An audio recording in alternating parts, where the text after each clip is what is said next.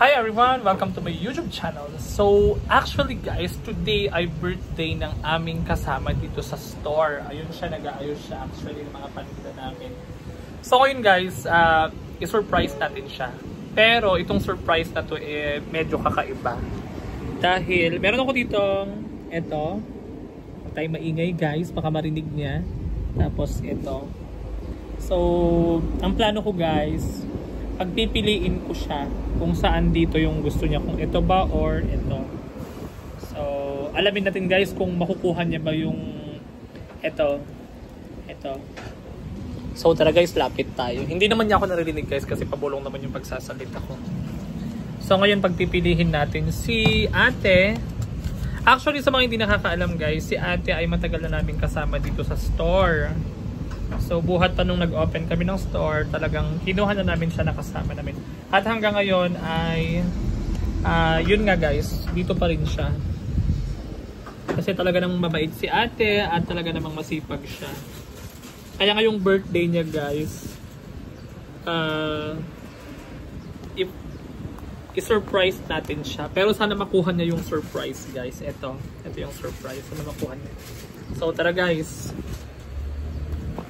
Pipilihin na natin si ate. So, ang ipapapili ko kay ate guys, yung itong nasa kanan tsaka kaliwa. Mamimili lang siya guys. Sana makuha niya guys yung nasa kaliwa. Actually, pabulong ako nagsasalita guys, kaya hindi niya ako naririnig. Tara, lapit na tayo guys. Sandali, hanapin ko yung slipper ko. Nakawala.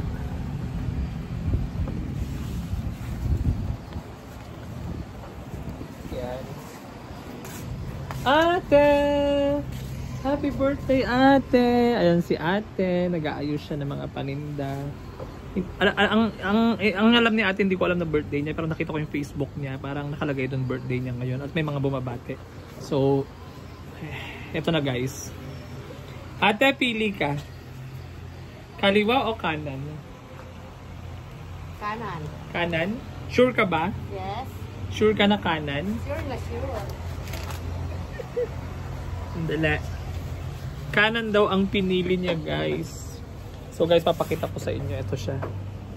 So kanan ito, yung pula. Then kaliwa yung ito, blue. So sure ka na ba ate na kanan? Yes. Sige. Kunin mo na yung nasa kanan. Open mo. Wow. Mayroon. Check mo yung nasa kaliwa.